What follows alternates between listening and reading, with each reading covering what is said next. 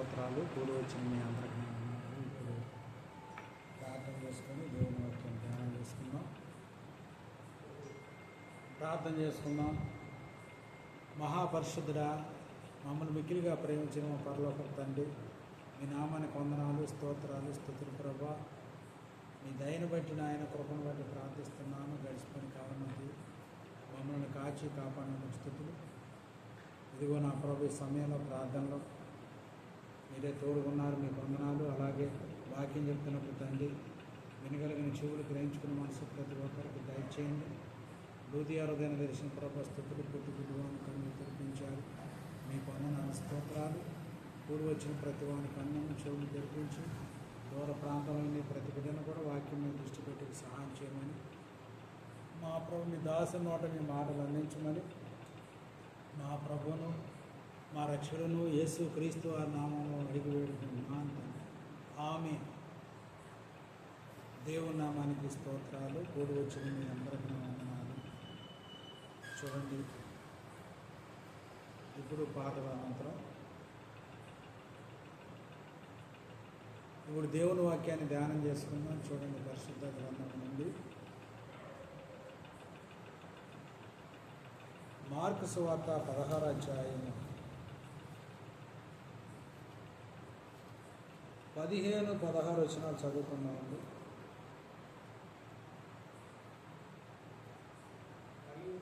మరియు మీరు సర్వలోకమునకు వెళ్ళి సర్వ సృష్టికి సువార్తను ప్రకటించుడి. నమ్మి బాప్తీసం పొందినవాడు రక్షింపబడును, నమ్మని వానికి శిక్ష విధింపబడును అని చాలు. చూడండి, ఈ యొక్క మాటలు ప్రియులారా, దైవ గ్రంథాన్ని మనం పరిశీలిస్తే ఈ యొక్క మాటలు యేసుక్రీస్తు వారు ఆయన చనిపోయి 3వ దినాన లేచిన తర్వాత ఆయన చనిపోయి తన శిష్యులకు కనబడి ఆ శిష్యులకు చూడండి అప్పగించిన బాధ్యతలు, శిష్యులకు ఆయన 14 వచ్చిన ఆ 11 మంది శిష్యులు భోజనమునకు వచ్చి కూర్చున్నప్పుడు ఈ మాటలు చెప్పాడు. మీరు వెళ్ళి సర్వ సృష్టికి సువార్త ప్రకటించుడి. సర్వలోకమునకు వెళ్ళి సర్వ సృష్టికి సువార్త ప్రకటించుడి. నమ్మి బాప్తీసం పొందిన వాడు రక్షణ పొందిన నమ్మనవానికి శిక్ష విధించబడును అని చెప్పి ఈ మాటలో పిల్లరా మాట్లాడుతూ వచ్చారు. చూడండి, ఈ దైవ గ్రంథంలో యేసుక్రీస్తు వారు తన శిష్యులకు అప్పగించిన బాధ్యతలో మనం చూస్తే, మీరు వెళ్ళి సర్వ సృష్టికి సువార్త ప్రకటించుడి అంటారు. చూడండి, సువార్త అనేది ఎవరికంటండి? సర్వ సృష్టికండి. ఇవాళ యేసుక్రీస్తు వారు ఈ విధంగా ఈ మాటలు చెప్పి సర్వ సృష్టికి అని చెప్తుంటే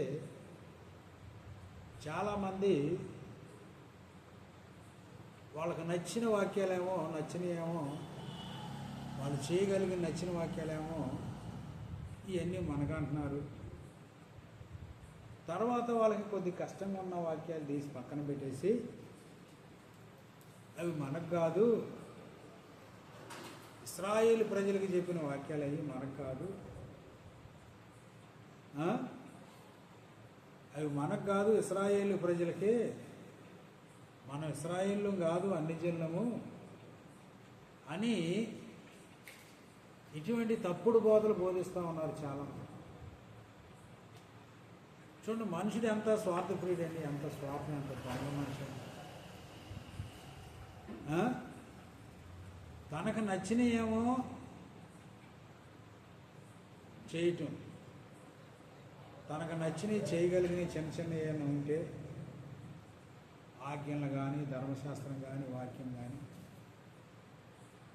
దాన్ని అనుసరించడం, తనకు నచ్చినప్పుడేమో చేయటం, నచ్చినప్పుడు ఎదురైతే. చూడండి, అందుకని మనం దేవుని నమ్మటం కాదు కానీ దేవుడే మనల్ని నమ్మననేది. అందుకని మనం దేవుని నమ్మితే ఏం చేస్తామంటే, మనకు నచ్చినప్పుడేమో దేవుని చేయబట్టుకుంటాం, నచ్చినప్పుడు వదిలేక.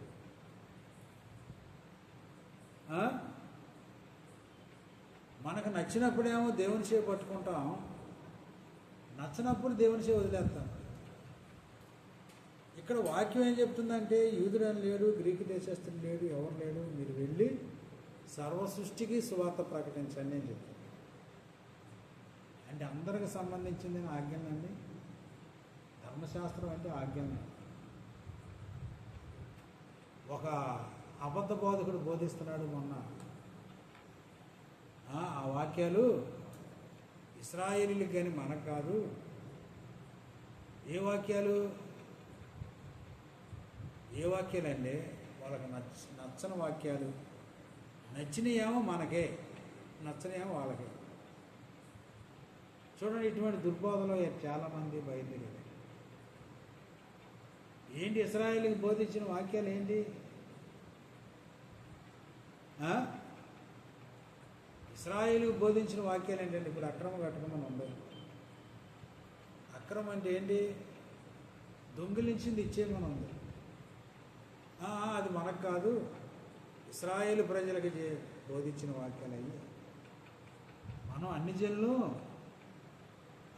నుంచి వచ్చిన క్రైస్తవులము, మనం అటువంటిది చేయడానికి వీల్లేదు, మనకు కాదని చెప్పింది.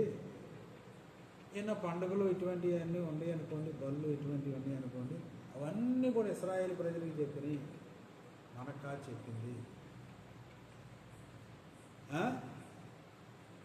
ఎవరికండి? యెరూషలేములో దేవాలయం ఉంది, దేవుని మందిరం, దేవుని ఏర్పాటు చేసుకున్న మందిరం ఉంది. మీరందరూ అక్కడికి రండి, అక్కడికి మీ కానుకలు దశంభాగాలు తీసుకురండి అని వాళ్ళకి చెప్పిన మాటలు కానీ మనకి చెప్పిన మాటలు కాదు అని చెప్పి ఒక దుర్బోధకుడు బోధిస్తూ ఉంటాడు. ఏమండి, నీకు నచ్చినయేమో నువ్వు తీసుకుంటావా? నీకు నచ్చని వాక్యాలేమో దేవునికి అది మనకు కాదు, ఇశ్రాయేలుకి అంటావా? ఏమండి, ఆజ్ఞ అందరికీ సంబంధించిందా, ఒకరికి సంబంధించిందా? అసలు ఆ లెక్కను చూస్తే బైబిల్ అంతా కూడా చూడండి, ఈ పంచకాండాలు మోషే ఇశ్రాయేలు ప్రజలకే చెప్పినట్టుగా ఉంది. పంచకాండాలు, ఆదికాండము, నిర్గమాకాండం, లేవీకాండం, సంఖ్యాకాండం, ద్వితీయోపదేశకాండం, ఈ 5 పంచకాండాలు ఈ తోరాహు అనే దాన్ని ఎవరండి? ఇశ్రాయేలీలకి పాత నిబంధన అండి. అది పాత నిబంధన అంటారు.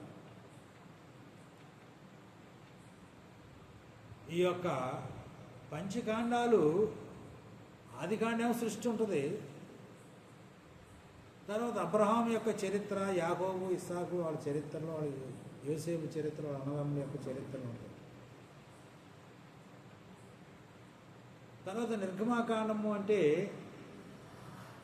మోషే ఇశ్రాయేలు ప్రజలను చూడండి, ఇశ్రాయేలు ప్రజలను గూర్చి, ఇశ్రాయేలు ప్రజలను నడిపించడానికి గూర్చి, దేవుని పిలుపుని గూర్చి ఉంటుంది.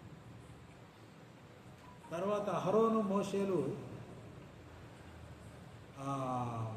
ఐగుప్తులను ఇశ్రాయేలు రప్పించినప్పుడు వారికి ఐగుప్తులకు ఎన్ని తెగుళ్ళు వచ్చినాయో, తర్వాత వాళ్ళ తెగుళ్ళు ఏంటి, వాళ్ళకి ఎట్లా, ఇదంతా కూడా దానిలో రాయబడి నిర్గమం.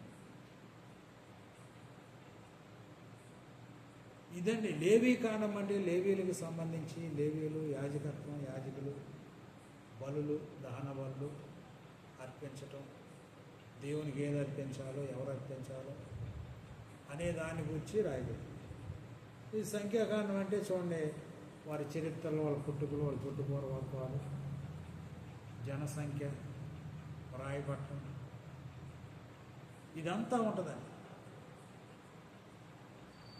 ఏమండి, ఈ సంఖ్యాకాండం అంటే చూడండి, రూబేను గోత్రం దగ్గర నుంచి చూడండి బెన్యామీను గోత్రం వరకు వారి యొక్క చరిత్రలో, వాళ్ళ పుట్టుపూర్వాలు ఎన్ని ఉంటాయి. ఏమండి, తర్వాత ద్వితీయోపదేశకాండము అంటే రెండోసారిగా ఆ నిర్గమనం చేసిన దానికి రెండోసారిగా హెచ్చరిక చేసింది.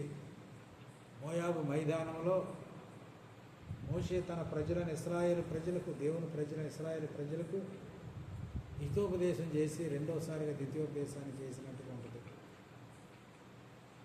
ఇవన్నీ కూడా చూడండి, వీటన్నిటిని కూడా కలిపి ధర్మశాస్త్రము అంటారు.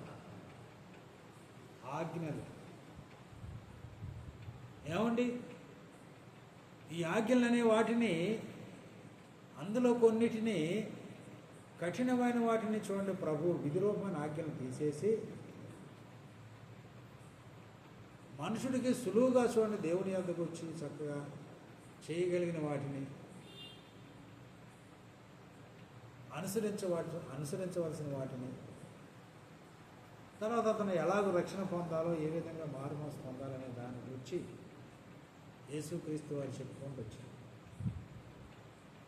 మీరు వెళ్ళి సర్వసృష్టికి సువార్త ప్రకటించమన్నారు, కానీ మీరు వెళ్ళి ఇశ్రాయేలుకి సువార్త ప్రకటించలేదండి. ఒకప్పుడు చూడండి ఆయన ఆ సందర్భానుసారంగా బట్టి మీరు నశించిన ఇశ్రాయేలు యొద్దకే వెళ్ళండి అని. తర్వాత ఏమైందంటే ఇశ్రాయేలీలు కొంత కఠినపరుచుకున్నప్పుడు, దేవుని వాక్యాన్ని కొంత కఠినపరుచుకొని హృదయాన్ని చూడండి లోపరచడం వల్ల అన్నప్పుడు, దేవుని మాటకు లోపరచడం వల్లప్పుడు ఏం చేశారు? అన్ని జనుల యొద్దకు కూడా వెళ్ళారు. అన్ని జనుల యొద్దకు కూడా పేతుర్ని, పౌలు గారిని, ఆయా సేవకులైన సువార్థికులు, ఆయా అపోస్తలులో కొంతమందిని ఆయా దేశాలు పంపించి ప్రపంచానికి భూదిగంతముల వరకు సువార్త వ్యాపింపజేశారు. ఎక్కడి దాకంటే భూదిగంతముల వరకు చూడండి బయలు వెళ్ళింది. ఒకళ్ళకే, ఇశ్రాయేలు ఒక్కళ్ళకే కాదని. ఆ మాటని పౌలు గారు కొలసీలు అంటున్నాడు చూడండి. ఆ మాటలు కొలసీలకు రాసిన పత్రికలో పౌలు గారు మాట్లాడుతూ, ఆ మాట్లాడిన మాటల్లో చూడండి, అక్కడ కొలసీలకు రాసిన పత్రికలో 1వ అధ్యాయము 23వ వచనం, పునాది మీద కట్టబడిన వారై స్థిరముగా ఉండి మీరు విన్నట్టు ఆకాశము క్రింద ఉన్న సమస్త సృష్టికి ప్రకటింపబడినట్టు ఈ సువార్త వల్ల కలుగు నిరీక్షణ నుండి తొలగిపోక విశ్వాసమందు నిలకడగా ఉండిన ఎడల ఇది మీకు కలుగును. ఏమండి, పౌలను నేను ఆ సువార్తకు పరిచారికుడినైతిని అని మాట్లాడుతూ వచ్చాడు. ఆకాశము క్రింద ఉన్నట్టు సమస్త సృష్టికి ప్రకటింపబడినట్టు సువార్త ఒకరికే కాదండి. సువార్త ఎవరికి? ఆకాశము క్రింద ఉన్న సమస్త సృష్టికని అని వాక్యం ఈ విధంగా చెప్తుంది. మరి ఈనాడు అబద్ధ బోధకులు చూడండి ఏం చెప్తున్నారంటే, వాళ్ళకి నచ్చిందేమో మనకు చెప్పిన మాట అన్నాడు, మనకు నచ్చిందేమో అది ఇశ్రాయేలుకి ఇచ్చిన ధర్మశాస్త్రం, మనకు కాదు చెప్పింది ఇశ్రాయేలీలుగానే అన్నాడు. అసలు బైబిల్ ఎవరికి రాయబడింది? ఈ సువార్త అనేది ప్రపంచానికి ఎందుకు వెళ్ళడం? ఇప్పుడు ధర్మశాస్త్రంలో దొంగతనం చేయొద్దని లేదా, విచ్చరించొద్దని లేదా, ఆ పదాజ్ఞలు ఉన్నాయి కదండి. ఇవన్నీ నిన్నువలే నీ పొరుగు అని ప్రేమించమని లేదా, విశ్రాంతినాన్ని పరిశుద్ధంగా ఆచరించమని లేదా, నీ సహోదరుని ఏది నువ్వు ఆశించొద్దని లేదా, నీ తల్లిదండ్రులు సన్మానించమని ఆ ధర్మశాస్త్రం లేదా? మరి మనం ఎందుకు అనుసరిస్తున్న వాటిని? ఇవన్నీ అది మనకు కాదుగా, ధర్మశాస్త్రం మనకు కాదు కదండి. ధర్మశాస్త్రం మనకు కాదుగా. తల్లిదండ్రులే సన్మానించమని నువ్వు బైబిల్లో ఎందుకు చెప్తున్నావు? దొంగిలించొద్దని ఎందుకు చెప్తున్నావు? అబద్ధ సాక్ష్యం పలకొద్దని ఎందుకు చెప్తున్నావు? నీ దేవుడని యెహోవా నామాన్ని వ్యర్థంగా ఉచ్చరించొద్దని ఎందుకు చెప్తున్నావు? విశ్రాంతినాన్ని పరిశుద్ధంగా ఆచరించమని ఎందుకు చెప్తున్నావు? అది ఇశ్రాయేలుకి రాసిందిగా, మనకెందుకు చెప్తున్నావు? ఈ దొంగ బోధకులు ఏం చేస్తున్నారంటే, వాళ్ళకి నచ్చిందేమో చేస్తున్నాం అంటున్నారు, నచ్చందాన్ని తీసి పక్కన పెట్టేసి అది మనం కాదు, అది ఇశ్రాయేలుకి చెప్పబడింది. ఎంత అబద్ధ బోధ బోధిస్తున్నారో చూడండి. బైబిల్ అంతా కూడా సమస్త సృష్టికి, మీరు సర్వలోకానికి వెళ్ళి నా ఆజ్ఞలు పాటించండి, చెప్పండి, సర్వ సృష్టికి చెప్పండి నేను చెప్పిన మాటలన్నీ అని ప్రభు చెప్పాడు. వీడేం చేస్తున్నారు, వీళ్ళు విడదెత్తున్నారని, ఇది మంద కాదు. ఇప్పుడు అది ఎగ్జాంపుల్ దశంభాగం ఉంది.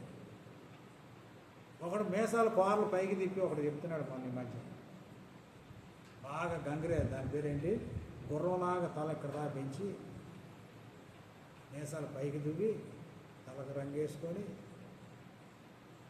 అది మనకు కాదు, వాళ్ళని ఎవరో ప్రశ్న అడిగినట్టుగా వీళ్ళు సమాధానం చెప్పినట్టుగా. ఒక ఆయన దశంభాగం గురించి అడుగుతున్నాడు, అయ్యా మరి పని చేయొచ్చా చేయకూడదు? లేదు సహోదరా, దశంభాగం అనేది దేవుడు సువార్త పనికి నియమించాడు. అది సువార్త పనికి నియమించాడు, సువార్త చేసేవారికి జీతంగా నియమించాడు, మంచిదే.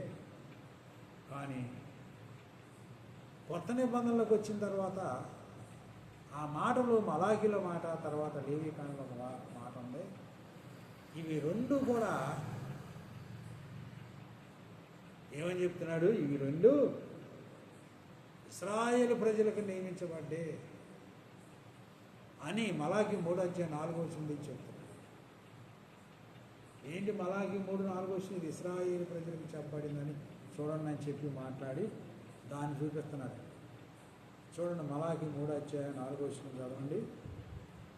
పాత నిబంధనలో లాస్ట్ గ్రంథమైన మలాఖీ గ్రంథం 3:4 చూడండి ఏముందో. అప్పుడు మునపడి దినముల్లో ఉండినట్లు, పూర్వపు సంవత్సరం ఉన్నట్టు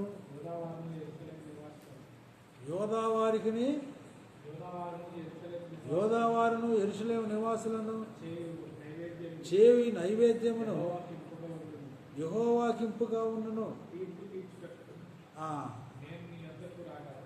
తీర్పు తెచ్చుటకు నేను నీ యొద్దకు రాగా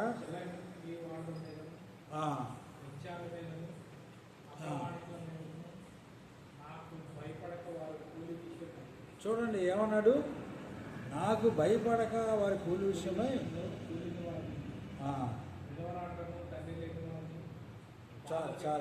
చాలే చూడండి, 3వ అధ్యాయంలో దేవుని యొక్క మాటలు 3వ అధ్యాయంలో చూడండి.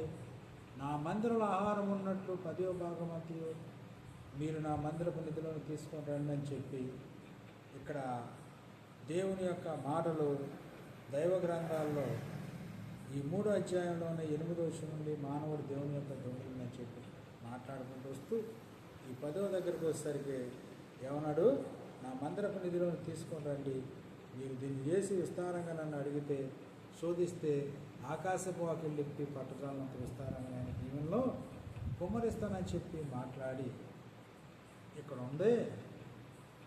ఇది ఈ వాక్యం అనేది చూడండి మనకి చెప్పబడిన మాట కాదు. ఇది ఎవరికండి, ఇశ్రాయేలు ప్రజలకు చెప్పబడిన మాటలు. ఇది మనకు చెప్పబడింది కాదు. దశంభాగం ఇశ్రాయేలు తీయమన్నాడు కానీ మనల్ని తీయమనలేదు అని చెప్పి ఈ దుర్బాధ బోధిస్తూ ఉన్నాడండి ఒక అతను. ఏమండి ఎవరికంటండి ఇది, ఎవరికని చెప్తున్నాడు? మోషే ఇశ్రాయేలు ప్రజలకు చెప్పిన మాటలు ఎవరికంటండి? ఆ మోషే గారు ఇశ్రాయేలు ప్రజలకు చెప్పిన మాటలు మనకు చెప్పినవి కాదు అని చెప్పి ఆ దుర్బాధ అనేది చూడండి బోధిస్తూ ఉన్నాడు. ఏమండి ఎవరికి చెప్పిన మాట? బైబిల్ అంతా ఎవరికి చెప్పబడింది? మనకు నచ్చిందేమో మనకు చెప్పింది అంటాం, మనకు నచ్చిందేమో అది మనకు చెప్పలేదు. ఇశ్రాయేలు గారు సువార్త ఎవరికి ప్రకటించమన్నాడు యేసు ప్రభు వారు? మీరు వెళ్ళి సర్వ సృష్టికి సువార్త ప్రకటించండి. ఎవరికంటండి? ఎవరికి? సర్వ సృష్టికి. ఒక దేశం కాదు, మీరు ప్రపంచానికి వెళ్ళి దేవుని యొక్క వాక్యాన్ని ప్రకటించండి అని చెప్పి ప్రభు మాట్లాడుతూ వచ్చారు. మరి ఒకరికైనా ఆ విషయం ఎందుకండి? ఒకరికి చెప్పడం ఏంటి? ఏమండి చాలా జాగ్రత్తగా దేవుని వాక్యాన్ని పరిశీలించాలి. మనకు నచ్చిందేమో మనకు చెప్పింది, మనకు నచ్చిందేమో ఇశ్రాయేలు చెప్పిందా? ఏమండి, ఎవరికండి? మనకు నచ్చిన దాని మాట ఏమో అది మనకు చెప్పిందని తీసుకున్నాం, మనకు నచ్చిందనుకోండి అది ఇశ్రాయేలుకి చెప్పింది, అయ్యా వాక్యం మనకు కాదు. అసలు బైబిల్ అంతా ఇశ్రాయేలుకి రాయబడినట్టుగానే ఉంటుంది. బైబిల్ అంతా కూడా ఇశ్రాయేలుకి రాయబడినట్టుగానే ఉంటుంది. ఇశ్రాయేలుకి రాయబడినట్టుగానే ఉంటుంది. మరి నువ్వెందుకు అనుసరిస్తున్నావు? నీకెందుకు? నువ్వు చెప్పే అవసరం ఏంటి? నువ్వెందుకు ఆ వాక్యాలు చెప్తున్నావు? ఆ పని చేయకూడదు, ఈ పని చేయకూడదు, దొంగిలించవద్దు, అబద్ధాలు ఆడకూడదు, నరహత్యలు చేయకూడదు, అది విభజించకూడదు అని నువ్వెందుకు చెప్తున్నావు? ఎవరికి చెప్తున్నావు? అది అవి కూడా ధర్మశాస్త్రం భాగమే కదండి. దొంగతనం చేయొద్దనే ధర్మశాస్త్రం లేదా? అది ఆజ్ఞ కాదా? నరహత్య చేయొద్దని ధర్మశాస్త్రం లేదా? అది ఆజ్ఞ కాదా? లేకపోతే విభజించొద్దని ధర్మశాస్త్రం లేదా? అది ఆజ్ఞ కాదా? ఆజ్ఞే. ఏమండి,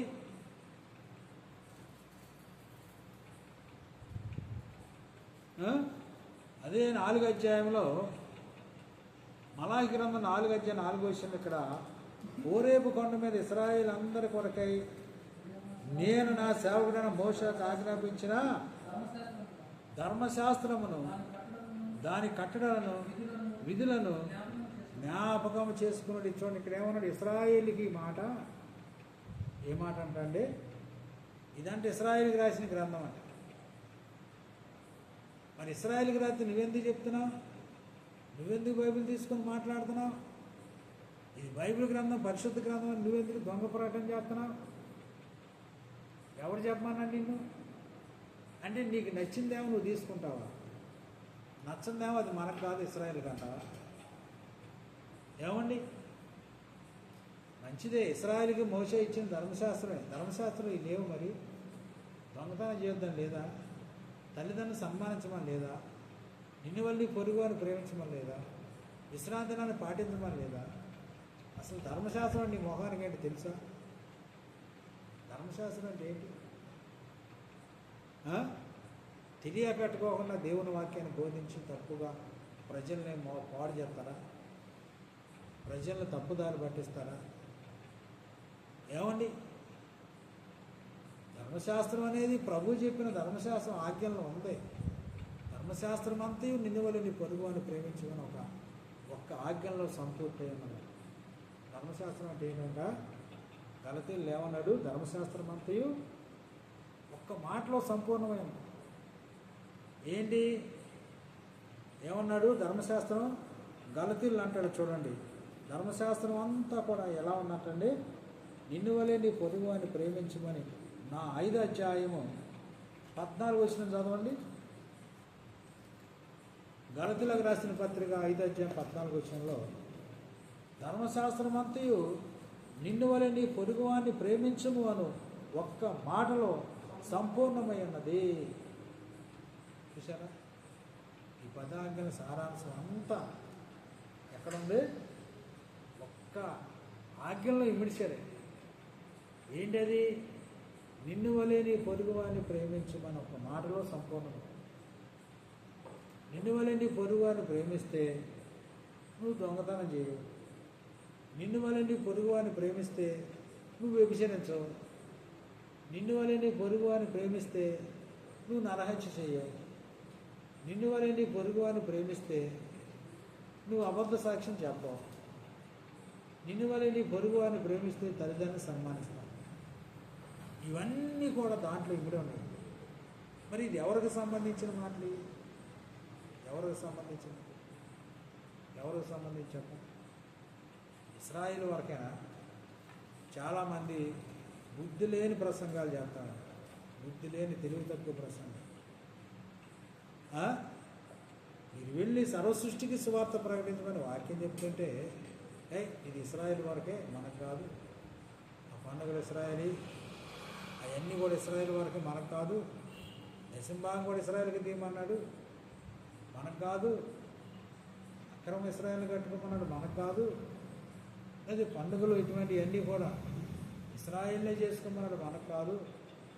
అసలు సువార్త అంతా కూడా ఇశ్రాయేలు చేయమన్నాడు, మనకు కాదు అని. ఇవాళ ఈ తప్పుడు బోధకులు చూడండి, వాళ్ళకి నచ్చినేమో వాళ్ళు తీసుకుంటున్నారు, నచ్చనేమో వదిలేస్తారు. అది కాదండి, సువార్త అందరికీ ఒకటి, ఆజ్ఞ అనేది అందరికీ ఒకటే. అన్ని జనులకు ఒక ఆజ్ఞ, లేకపోతే క్రైస్తవులకు ఒక ఆజ్ఞ ఉండదు. ధర్మశాస్త్రం అంతా కూడా వాళ్ళకి ఎంత న్యాయమో వీళ్ళకి అంత న్యాయంగా ఉంటుంది. ఏమండి, పరిశీలించాలి. ఆజ్ఞ అలాగే ఉంటుంది, కానీ భారమైన పనులు మాత్రం పెట్టొద్దు అన్నాడు. కానీ భారమైనవి పెట్టగాకండి, ఆజ్ఞ మాత్రం అలాగే ఉంటుంది. సర్వసృష్టికి వెళ్ళి సువార్త ప్రకటించండి. వాళ్ళు కూడా నమ్మాలి, బాప్తిసం పొందాలి, వాళ్ళు కూడా దేవుని ఆత్మను పొందాలి. మనం కూడా నమ్మాలి, బాప్తిసం మారుమనసు పొందాలి. మనం కూడా అక్రమం కట్టుకోవాలి, వాళ్ళు అక్రమం కట్టాలి. మనం క్షమాపణ తీసుకోవాలి, వాళ్ళు తీసుకోవాలి. మనం దేవుని సొమ్ములు దశంభాగం కట్టుకోవాలి, వాళ్ళు కట్టుకోవాలి. ఇంకొక అతను బోధిస్తున్నాడు, లేదు సమస్తం ఇచ్చేయాలి అన్నాడు.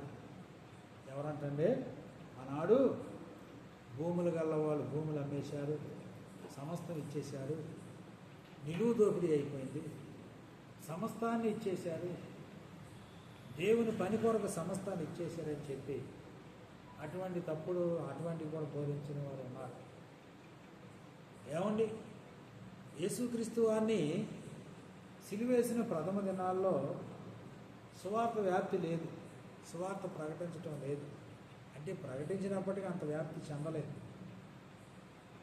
క్రైస్తవులు అంటే కొడుతున్నారు, చంపేస్తున్నారు, హోమీలు కానీ కొంతమంది అధికారులు, శాస్త్రులు, పరిశీలి యేసుక్రీస్తు వారిని వెంబడించిన వారిని రాళ్ళబెట్టి కొట్టి చంపారు.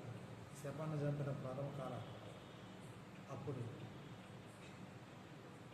యేసుక్రీస్తు వారి యొక్క రక్షణ పొందిన వారు కొంతమంది శిష్యులు.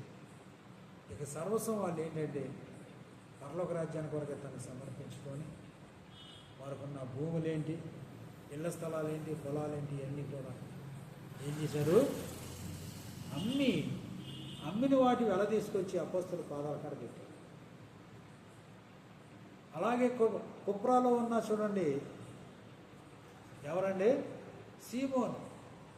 కుప్రాలో ఉన్న సీమోను, అతను చూడండి, అతని భాషాంతరం పేరు బర్నబాస్ అనే ఒక వ్యక్తి. భూములు గలవాడై ఉండి వాటన్నిటిని అమ్మి ఆ వెల తీసుకొచ్చి అపోస్తల పాదాల కాడ పెట్టారు. ఎవరో విశ్వసించిన వారు అందరండి, ఓన్లీ సేవ చేసేవాళ్ళే కాదు. ఎవరెవరు పెట్టారు, విశ్వాసి కూడా పెట్టాడు. విశ్వసించిన వారు అందరూ అపోస్తల పాదాల కాడ పెట్టాడు. నీ మనసు ఉంటే పెట్టి ఇవ్వడంటే, నీ మనసు ఉండే నీకు 1 ఎకరం పొలం అమ్మేసి పెట్టేసి దేవుని స్వార్థకి ఇచ్చేసి ఇవ్వడంటే దాన్ని బలవంతం పెట్టద్దు, దాన్ని బలవంతం పెట్టొద్దు. ఈ బన్నబాని ఎవరు బలవంతం పెట్టలేదు. ఎవరైనా పెట్టారా, అయ్యా నీ భూమి తీసుకొచ్చి అమ్మి అపోస్తల పాదాల కాడ పెట్టి అన్నారా? అనలేదు. తనకు తానే దేవుని ఆత్మ ప్రేరేపణ చేత తనకు తానే పెట్టాడు. ఇవాళ చాలామంది నీ పొలాన్ని నమ్ముకొచ్చి ఇవ్వు, లేకపోతే నీ భూమిని నమ్ముకొచ్చి ఇవ్వు అని వాళ్ళు లేరా? చాలామంది అన్నారు. ఎందుకంటున్నారు ఆ మాట?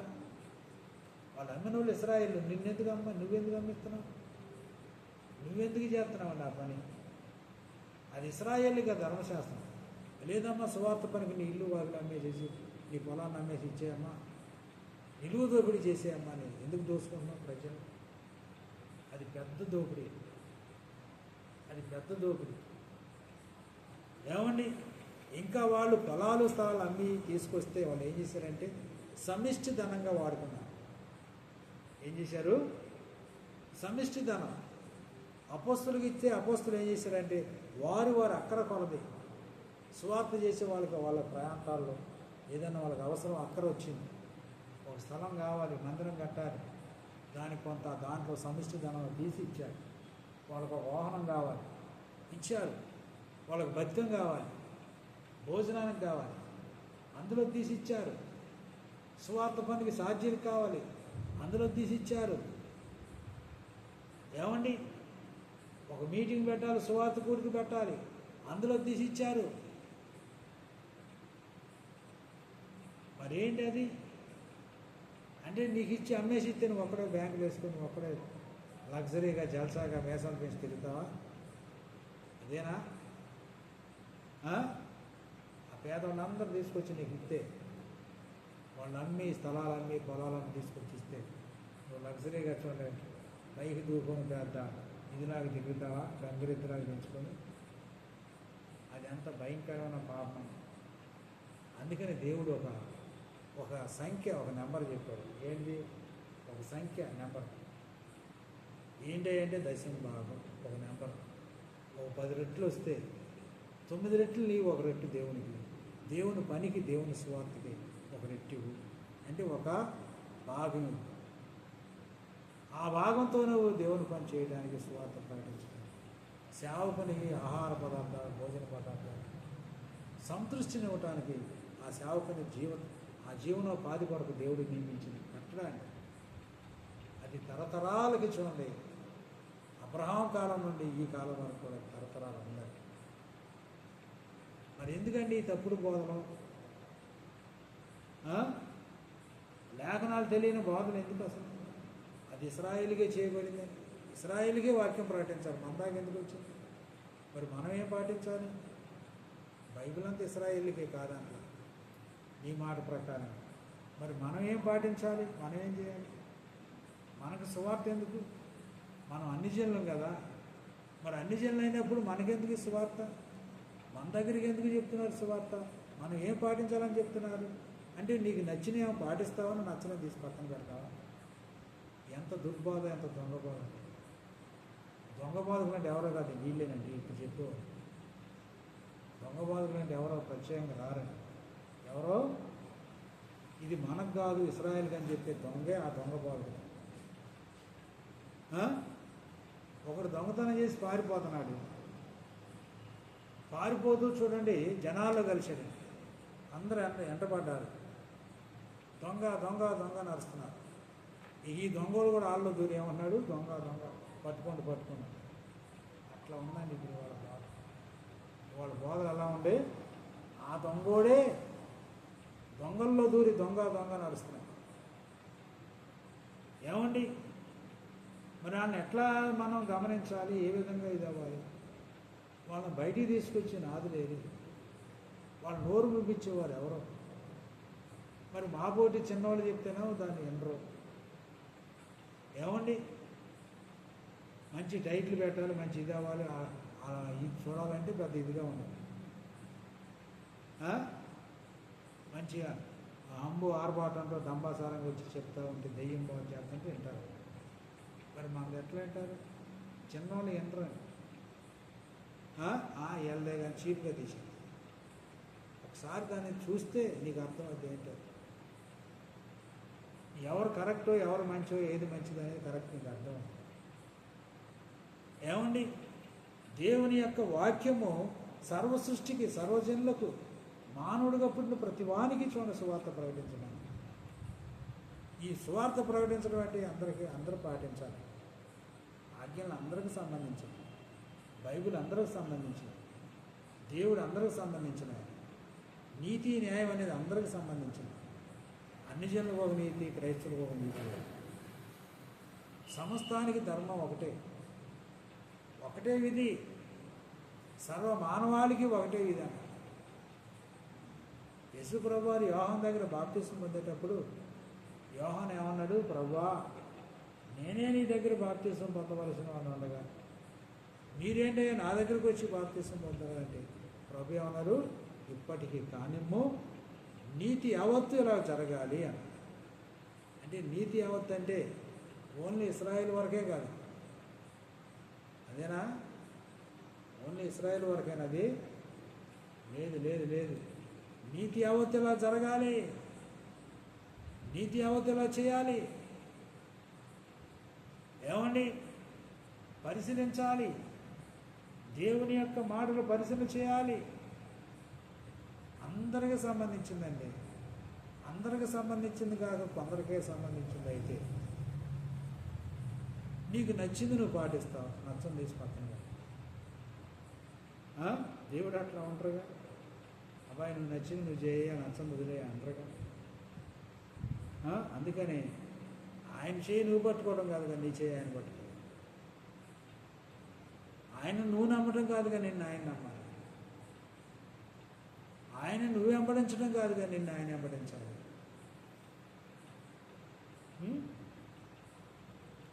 నువ్వు నీకు నచ్చినట్టుగా చూడు. నువ్వు ఆయన చేయబట్టుకుంటే నీకు బాధ వచ్చినప్పుడు, కష్టం వచ్చినప్పుడు వదిలేస్తావు.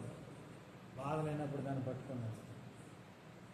అందుకని మీరు వెళ్ళి సర్వసృష్టికి సువార్త ప్రకటించండి. ఆయా దేశాలకు చెదిరిపోయి శిష్యులు అనేక మంది అనేక ప్రాంతాలకు వెళ్ళి, తోమా గారు మన ఇండియా వచ్చారు. తర్వాత ఆయా శిష్యులందరూ కూడా యూరోప్ ఖండాలు, గల్ఫ్ దేశాలు, ఇంకా రకరకాల ప్రాంతాలకు వెళ్ళి సర్వ సృష్టికి దేవుని సువార్త ప్రకటించారు. ఆయన ఆజ్ఞలను, శాసనాలు అందరికీ ప్రకటించారు. అంతేగాని ఇది మనకు కాదు, మనకు సంబంధించింది కాదు, మనకు కాదు, అది ఇశ్రాయేలుకే కానీ మనకు కాదని చెప్పి ఆ తప్పుడు బాధ అనేది ఇప్పుడు చేయకూడదు. ఇశ్రాయేలుకి ఏంటి? అందరికీ సంబంధించింది. బైబిల్ అందరికీ సంబంధించింది, దేవుడు అందరికీ సంబంధించింది, ఆజ్ఞ అందరికీ సంబంధించింది. మనం కూడా చేయాలి, మనం కూడా పాటించాలి. నువ్వు ఇశ్రాయేలీడు చేయటానికి, అవును, ఇశ్రాయేలీడు మారుమనసు పొందితే ఇశ్రాయేలీడు కింద వస్తాడు. దేవుని అద్దెకి వెళ్తే నువ్వు ఆ ఇశ్రాయేలీడు కింద లెక్క వస్తావు. అందుచేత పరిశీలించుకొని సర్వసృష్టికి వెళ్ళి సువార్త ప్రకటన, సర్వజనులు ఆజ్ఞను పాటించాలి. దొంగిలించొద్దు అన్న చెప్పిన దాంట్లో లేదు ఇదంతా. నిన్ను వలె నీ పొరుగు వారిని ప్రేమించమని దాంట్లో లేదు ఇదంతా. అందుచేత పరిశీలించుకొని ఈ దుర్బోధలు, దొంగ బోధలు ఖండించి వాళ్ళ నోరు నింపించండి. మీరు వినండి, దైవ గ్రంథాన్ని పరిశీలించండి, చూడండి, చదవండి, క్షుణ్ణంగా పాట. అసలు వాక్యం చదవడం రానివాడు గారు ఫలానా అది ఇది అని చెప్పి ఏమంటే అనవసరం. అయితే తలక మాసిన వ్యక్తి కూడా అక్రమాల విషయంలో, క్షమాపణ విషయంలో, దశమాల విషయంలో చేయొద్దు. దేవుడు ఏనాడు యేసు ప్రభు మా పాపాలన్నీ మోసుకొని పోయాడు అన్నట్టు చెప్తాడు. అటువంటి తప్పుడు బోధలు మీరు వినొద్దు, నమ్మొద్దు. వాళ్ళే దొంగ బోధలు అంటే వాళ్ళే, ఎక్కడో లేరు, వాళ్ళేనండి దొంగ బోధలు. దొరలాగా ఉండేవారు దొంగ బోధలు. అందుచేత పరిశీలించుకొని మీరు వెళ్ళి సర్వసృష్టి, ప్రపంచ దేశాలు ఎన్ని దేశాలలో సర్వసృష్టికి సువార్త ప్రకటించాలి. వాళ్ళు ఆజ్ఞలు పాటించాలి. మన సువార్త ప్రకటించేది ఎందుకు? ఆజ్ఞలు వద్ద వాళ్ళకు పోనీ రక్షణ పొందాక ఆజ్ఞలు వద్దాం, పాటించొద్దాం. నేను రక్షణ పొందేసాను ఎట్టబడితే అట్టు ఉంటానంటే రక్షణ వద్దండి, అవుద్దా? లేదా నేను రక్షణ పొందేశాను ఇక నా ఇష్టం వచ్చినట్టు ఉంటాను అంటే సరిపోద్దా? నీ ఇష్టం వచ్చినట్టు నువ్వు ఉంటాం కాదు, దేవునికి ఇష్టమైనట్టు. మనకిష్టం వచ్చిన మనం ఉంటే మన ఇష్టానుసారం మనం అడుగుతాం, మనకిష్టం వచ్చిన దేవుడు అంటాం, మనకు కష్టం వచ్చినట్టు దేవుడిని అడుగుతాం. మనకిష్టం వచ్చినట్టు కాదండి, దేవునికి ఇష్టం వచ్చినట్టు నువ్వు చేయాలి. అది నేర్చుకోవాలి. అందుచేత పరిశీలించుకొని దైవ గ్రంథాలు దేవుని యొక్క పరిశీలన చేసుకొని సత్యాన్ని, నీతిని, యథార్థాన్ని పాటించాలని మనందరికీ ఈ ధర్మశాస్త్రం అందరికి ఉపయోగపడింది, అందరికి సంబంధించింది. అందరూ అనుసరించాలి, అందరూ పాటించాలి. అందరికీ ఒకటే నీతి, ఒకటే న్యాయం, ఒకటే గతి అని చెప్తున్నారు. చూడండి, ప్రసంగిలు అంటారు భూమి కింద ఉన్న ప్రతిదీ అందరికీ ఒకటే గతి, సమయం అందరూ చేయాలని ప్రసంగి మాట్లాడుతూ ఉంటారు. ప్రసంగి గ్రంథంలో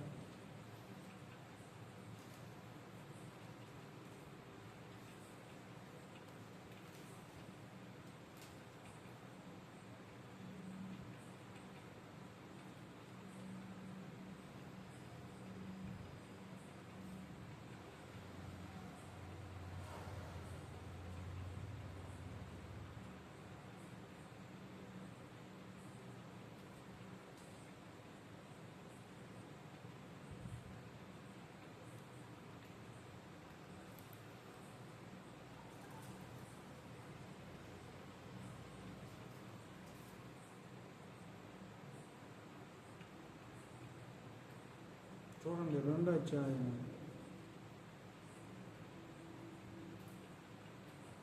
ప్రసంగం 2వ అధ్యాయం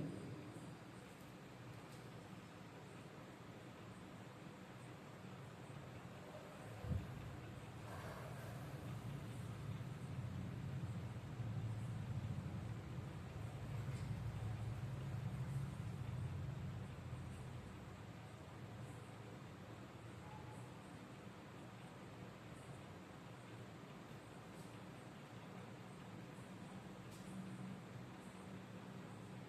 చదువు 14 వచ్చింది. జ్ఞానికి కన్నులు తలలో బుద్ధిహీనుడు చేయగలిగిన అయినను అందరికీ ఒకటే గతి సంభవించిందని నేను గ్రహించాను. ఏమన్నాడు? అందరికీ ఒకటే గతి సంభవించునని నేను గ్రహించింది అన్నాడు. జ్ఞానికి కాదు ఎక్కడున్నట్టండి? తలలో ఉంది. జ్ఞానికి కన్నులు తలలో ఉంది. బుద్ధిహీనుడికి ఏడుండి? జ్ఞానికంట తలలో ఉండి అంటండి కళ్ళు. ఏం చేయమన్నాడు? బుద్ధిహీనుడు చీకటి యందు నడుచున్నాడు, అయినను అందరికీ ఒకటే గతి సంభవించిన నేను గ్రహించున్నాను. ఇటువంటి సందర్భించింది మాట ఇది. అందరికీ ఒకటే ఇదని ఈ యొక్క వాక్యాల్లోనే చెప్తాడు. అందరికీ ఒకటే గతి అండి. తెలివి ఉండేవాడికి ఒకటే గతి, తెలియనివాడికి ఒకటి. మంచివాడికి ఒకటే. చూడండి, అందరికీ ఇశ్రాయేలుడికి ఒకటే, క్రైస్తవుడికి ఒకటే, అన్ని జనుడికి ఒకటే. అంతేగాని అన్ని జనుడికి ఒకటే, క్రైస్తవుడికి ఒకటి అని చెప్పి అక్కడ ఆజ్ఞ లేదండి. విధి అంతా చూడండి, అందరికీ ఒకటే గతి సంభవిస్తుంది. అందుచేత పిల్లరా కనుక దేవుని యొక్క మాటలు మనం పరిశీలించి మన ఎటువంటి భక్తులమైన భక్తుడికి అదే ఇది, భక్తి లేనివాడికి అదే విధి. ఇవన్నీ కూడా చూడండి అనుసరించాల్సిందే. సూర్యుని కింద జరిగేది ప్రతిదీ కూడా చూడండి అలాగే జరగాలని మనం దైవ గ్రంథంలో చూస్తున్నాం. అందుచేత అందరికీ ఒకటే గతి సంభవిస్తుంది. నీతిమంతుడికి కలిగినట్టుగానే భక్తిహీనుడికి కలిగిద్దండి.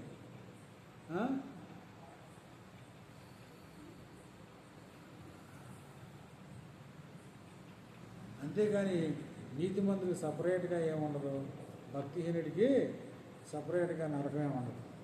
ఏమండి, అందరికీ ఒకటే గతి. మంచివారికి చెడ్డవారికి ఒకటే ఇది కలిగిద్దండి. అందుచేత పిల్లరా, ఇది నాకు కాదు, ఈ వాక్యం నాకు కాదు, లేదా ఇది అన్ని జనులకి. చూడండి, అదే ప్రసంగి 9:3 చదవండి. అందరికీ ఒకటే గతి సంభవించును, సూర్యుని కింద జరుగు వాటి అన్నిటిలో ఇది బహు దుఃఖకరము, మరి నలు హృదయంలో చెడుతనముతో నిండి ఉన్నది. వారు బ్రతికాలమంతయు వారి హృదయంలో ఏముంది? వెర్రితనముండును, తర్వాత వారు మృతి పొందుదురు. ఇది దుఃఖకరమే. ఏమన్నాడు? అందరికీ ఒకటే గతి సంభవిస్తుందయ్యా. సూర్యుని కింద జరుగు ప్రతి వానికి కూడా ఒకటే గతి. ఈయన ఇశ్రాయేలుడని, ఈయన క్రైస్తవుడని, లేదా ఈయన అన్యజనుడని, లేకపోతే ఈయన దేవుణ్ణి నమ్మనవాడని, లేదా ఈయన దేవుణ్ణి నమ్ముకున్నాడని కాదు. అందరికీ ఒకటే గతి సంభవిస్తుంది. అందుకని ఈ సువార్త అనేది అందరికీ సంబంధించింది. క్రైస్తవుడని లేడు, లేదా అన్యజనులని లేడు. అందరికీ ఒకటే న్యాయం, ఒకటే ధర్మం, ఒకటే ధర్మశాస్త్రం, ఒకటే ఆజ్ఞ. అంతేగాని ఇశ్రాయేలుకి సపరేట్ కొన్ని ఆజ్ఞలు ఉన్నాయి, మనకు కొన్ని ఆజ్ఞలు ఉన్నాయి అంటానికి వీలేదు. సర్వ సృష్టికి సువార్త ప్రకటించాలి. సర్వ సృష్టికి కూడా ఒకటే గతి సంభవిస్తుంది, ఒకటే గతి. అందుచేత పరిశీలించుకొని మనం నిన్ను వాళ్ళని పొరుగువాని ప్రేమించాలి, వాళ్ళు కూడా పొరుగువాని ప్రేమించాలి. మనం దొంగతనం చేయకూడదు, వాళ్ళు దొంగతనం చేయకూడదు. మనం నరహత్య చేయకూడదు, వాళ్ళు నరహత్య చేయకూడదు. ఇటువంటి దుర్బోధనలు ఖండించి దైవలేఖనం ఉన్నట్టుగా పాటించాలని ప్రేమపూర్వం కోరుకుంటూ నేను ఈ వాక్యాన్ని ముగిస్తున్నాను. దేవుడి చిన్న వాక్యాన్ని దీవించి ఆశీర్వదించిన గాక. ఆమేన్. ప్రార్థన చేసుకున్నాం. మహాపరిశుద్ధుడా, మమ్మల్ని మిక్కిలిగా ప్రేమించిన మా పరలోక తండ్రి, మీ నామానికి వందనాలు, స్తోత్రాలు. ఈ రాత్రి నాయన చెప్పిన వాక్యంలో తప్పులు పొరపాటు ఉంటే క్షమించండి. మేమందరం కూడా వాక్యాన్ని నడుచుకోవడానికి ఏర్పాటు చేయండి. దూర ప్రాంతాల నుంచి, ఆయా ప్రాంతాల నుంచి లైవ్లో, ఫేస్బుక్లో, కాన్ఫిడెన్స్ కాల్లో ఎవరైతే వాక్యం ఉంటున్నారో ప్రతి బిడ్డను దర్శించి నాయన మీరు మాకు అప్పగించిన సేవకులు, విశ్వాసులు, సంఘస్థులు ఏ ఒక్కరు తొలగిపోకుండా నూతనంగా అనేక మంది రక్షణ పొందడానికి సహాయం చేయండి. జగత్పునాది వేయబడక మునిపే ఏర్పాటు చేసుకున్న వారిని మీరు ఆకర్షించండి, పిలవండి. ఈ పరిసర ప్రాంత ప్రజలు అనేకులు రక్షణ పొంది మారుమనసు పొంది మీ సన్నిధికి తీసుకురావడానికి మీరు ఆకర్షించండి, సహాయం చేయమని, ఉన్న ప్రతి బిడ్డను దర్శించమని, అనేక మంది రక్షణ పొందుటకు ఏర్పాటు చేయమని ఇప్పుడు మా ప్రభువును మా రక్షణను యేసు క్రీస్తు నామములో అడిగి వేడుకుంటున్నాను. ఆమేన్.